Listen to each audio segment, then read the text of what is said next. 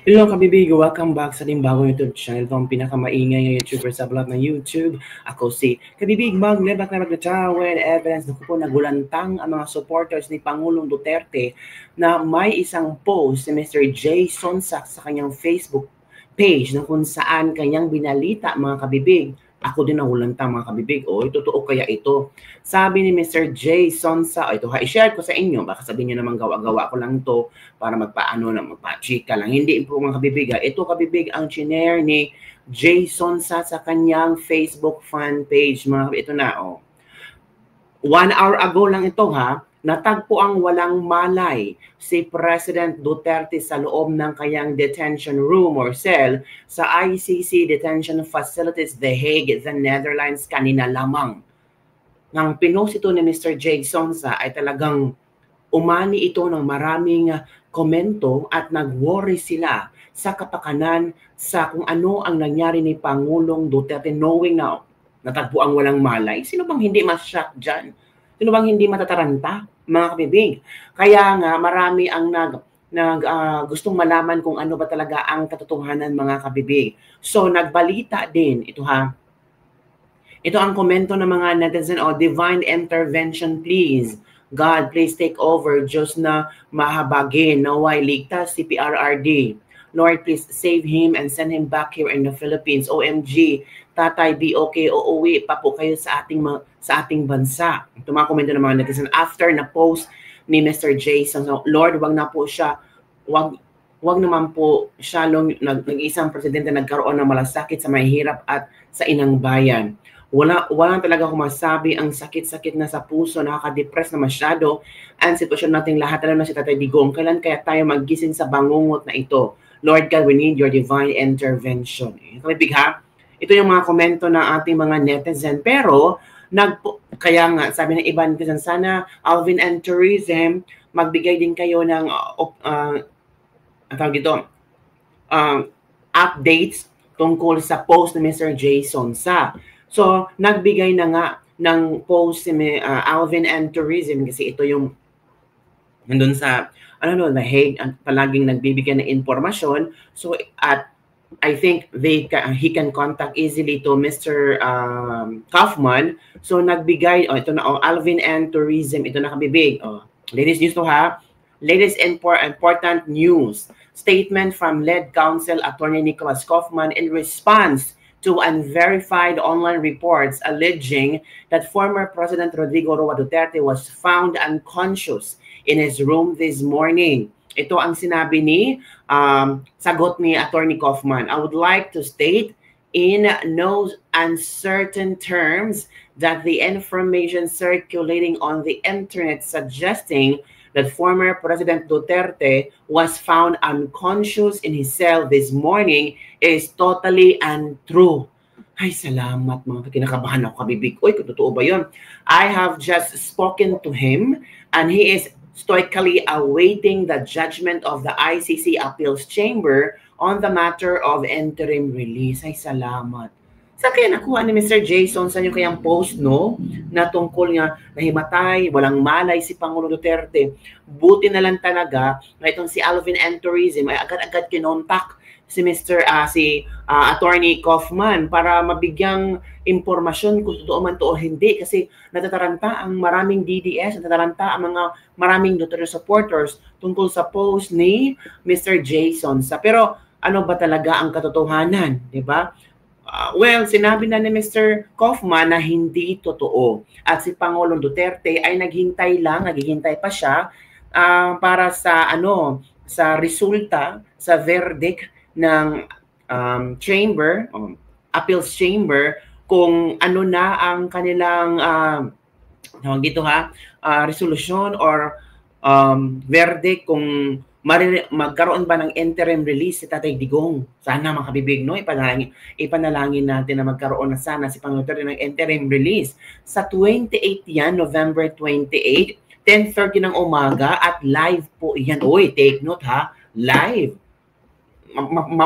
Mapatanong ka, bakit ila-live ng ICC? Pwede namang hindi na lang i-live. Mag-post na lang sila ng kung anong papeles dyan na yung interim release na Tatay Digong ay approve or hindi approve. Diba? Pero bakit? Anong nangyari? Anong drama to? Diba? Mapatanong talaga ang mga, anong klaseng drama naman to ICC? Parang ano tawag dito, nagpapa-effect kayo sa global or international scene para talaga makikita ng iba ba na ay may ginagawa ang ICC. Yun ang interpretation. Para kung sakaling hinihingan sila ng development or update sa mga may kaso dyan, kailangan mag-live streaming din sila. Sayang naman yung binayad sa kanila. Diba? At si Pangulong Duterte pa ang ginagamit nila mga kamibig. Yun ang sabi ng ilang netizen. So ito naman komento, praise the Lord, praying for God's protection, guidance, and most of all, God grant the interim release of PRRD.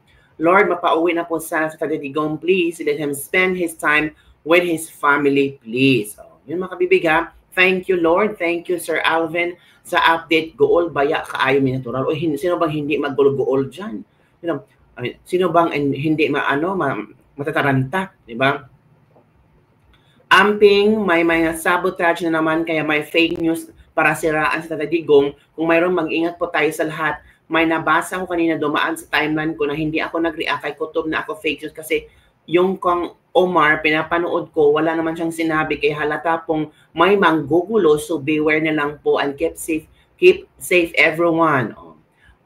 Hindi na, baka magbigay din ng impormasyon si Mr. Jason sa kung saan niya nakuha yung impormasyon na iyon kabibig. Diba? Pero so far, sinabi naman ni Attorney Kaufman na hindi totoo. Nako po.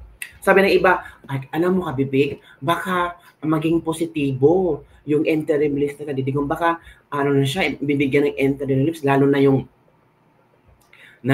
ginawa ni Amy Marcos nung pagbaliktad, yung paglaglag sa kanyang kapatid. So, meron namang statement siya si Harry Roque, kabibig, kung ano ba ang magiging epekto sa speech ni Senator Amy Marcos. Ako kabibig, feel ko talaga may mga epekto yun kabibig. Ha? Ito kabibig ha. Bakit tama ang paglabas ng polboronic video ngayon na salita na si Amy Marcos? Ito ang paliwanag. Pakinggan natin sa Atty. Harry Roque. So ano pong naramdaman ko nung nagsalita finally si Amy? Well, I feel vindicated. I feel na tama lang po na linabas natin yung polboronic video na yan dahil kinakailangan na malaman ng taong bayan ang katotohanan kung ang presidente nga ay bangag. At bagamat ayaw pa rin niyang mag-hair follicle test hanggang ngayon, yung sinabi ni Amy Marcos na kumpirmado niya na matagal nang gumagamit ng cocaine at marijuana ang kanyang yun mga kabibig kapatid is a vindication, 100%. Kaya nga po hindi ko alam kung sasagot pa ako dun sa disbarment complaint na yan. Public knowledge na naman ang sinabi ng kapatid. At alam natin ang importansya ng mga video na nagpapakita na siya sumisinghot ng powdery. So yun kabibig, yun ang sabi ni Atty. Harry Roque. Meron pa. Ano ba? Sabi ni Atty. Harry. Pero yun lang talaga kabibig ang so far latest news ngayon. So again, maghintay rin tayo, baka meron pang impormasyon si Mr. Jason sa kung saan niya nakuha itong impormasyon na si Pangulo Duterte ay nawala ng malay. Pero so far, sabi naman ni Atty. Kaufman na hindi totoo. Hindi totoo at si Pangulo Duterte ay naghihintay lang sa kung ano ang magiging resulta sa interim release niya, kung pagbibigyan ba siya or hindi mga kabibig. Naku po. Yan ba? Kabibig Duterte case appeals judgment of defense request for interim release to be delivered in an open court on Friday, 28 November at 10:30. How to attend, which watch on.